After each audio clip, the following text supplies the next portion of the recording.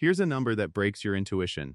The average ocean depth is 3,688 meters. Ships carry 300 to 400 meters of anchor chain. That's everything, every link they have. So the anchor never reaches the bottom. It hangs in open water, swaying, while the ship drifts. Chain too short. Most people stop there. Obvious problem, move on. But the chain length isn't even the real problem. Because even if you solved that, even if a ship carried enough chain to touch the seafloor, the anchor still wouldn't hold. And the reason has nothing to do with weight, length, or the anchor's design. It has to do with what the ocean quietly takes away, one condition at a time, before the anchor gets anywhere near the bottom. That's what nobody explains. The chain itself is heavier than most people realize. The standard anchor chain on a large commercial ship weighs between 12 and 20 kilograms for every single meter. That is not guesswork. It is certified by the organizations that govern maritime safety worldwide. At 3,688 meters deep, that chain alone would weigh between 44,000 and 73,000 kilograms. That is before you add the anchor, before the ship moves, before wind or current add any force at all. The machine that raises and lowers this chain is called the windlass. On a large vessel, it is built to handle 275 to 385 meters of chain. That is its limit. That is what it was designed for. Ask it to lift 20 times that load, and you are not overloading a machine. You are destroying one. The bow fittings tear first. The chain pipes collapse. The wheel that grips the chain strips its teeth. The motor burns out. The chain wins. This is not a theoretical failure. It is a mechanical certainty. The numbers do not bend. The physics does not negotiate. But here is what matters: more chain is not the solution. It is only the first wall. The real problem runs deeper, and it starts with a picture most people have wrong. The anchor does not hold the ship. The chain does. That single idea dismantles the picture most people carry. The assumption has always been that the anchor is the tool, something heavy, dropped, gripping the seabed, refusing to move. That image is intuitive. It is also wrong. The anchor is the starting point of a system, not the system itself.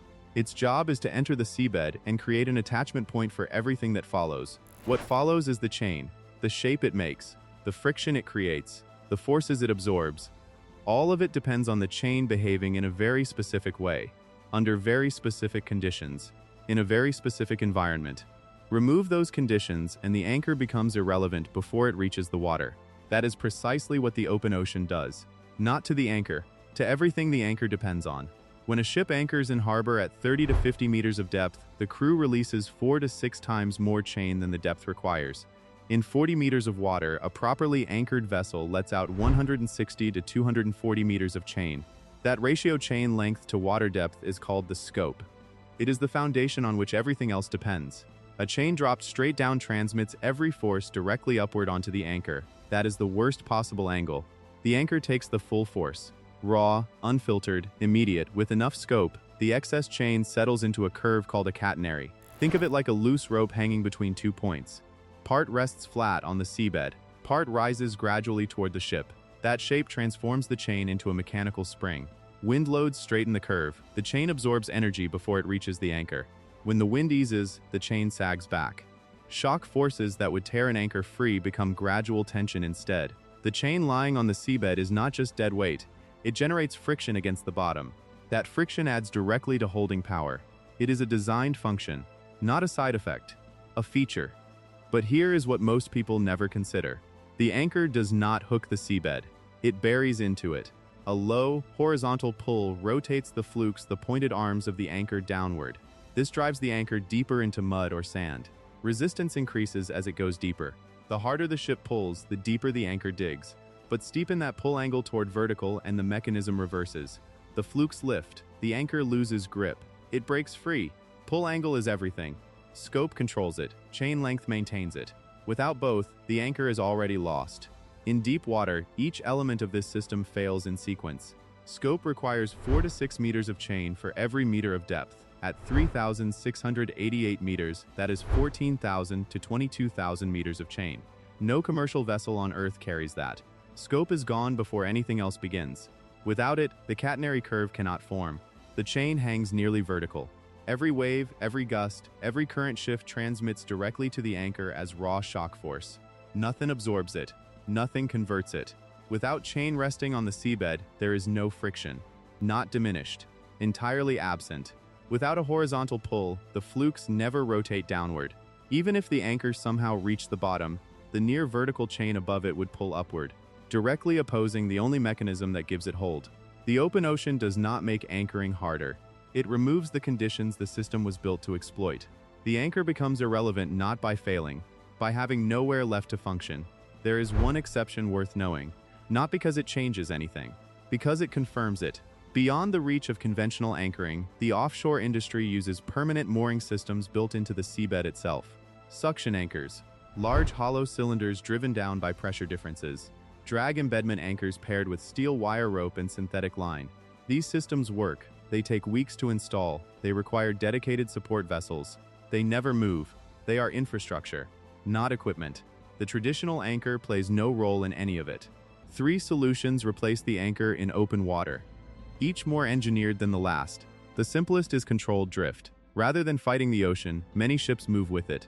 The captain establishes a safe drift corridor based on current, available space, and traffic. The ship moves predictably within that boundary. The ocean becomes a managed variable, not an opponent. Sea anchors take a different approach. Despite the name, they share nothing with a ship's anchor. They are drag devices. Large conical or parachute-shaped fabric systems deployed beneath the surface. They slow drift and stabilize direction. They will not hold a ship still. In storm conditions, reducing drift from 6 knots to 2 is often the margin between controlled and dangerous.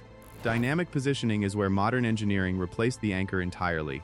A DP vessel uses GPS, motion sensors, wind sensors, and gyro compasses, all feeding real-time data into a central computer. That computer drives multiple steerable thrusters, 6 or more on large drilling ships, making hundreds of automatic corrections per minute. The ship never touches the bottom. It does not need to. The result is a vessel holding position over a single GPS coordinate, through heavy seas, for weeks at a time, with no contact with the seabed. DP3 class systems, the highest international redundancy standard, can maintain this indefinitely. The chain has been replaced by computation. The anchor is not involved. Thousands of years of refinement. The anchor remains one of the most reliable mechanical systems ever built, in the environment it was designed for. In shallow water, all 4 conditions exist. Scope, the catenary curve, seabed friction, horizontal pull. The system works exactly as intended. In the middle of the ocean, depth eliminates scope. The absence of scope prevents the catenary. Without the catenary, there is no seabed friction. Without friction and horizontal pull, the anchor never buries. The system unravels at the first condition, and never recovers. The open ocean did not break the anchor. It put it somewhere it was never meant to go, and so it rides as cargo. One of humanity's most enduring tools, waiting for shallow water, waiting for the only conditions where what it was built to do becomes possible again. The ocean did not expose a flaw, it exposed a boundary. And there is a difference.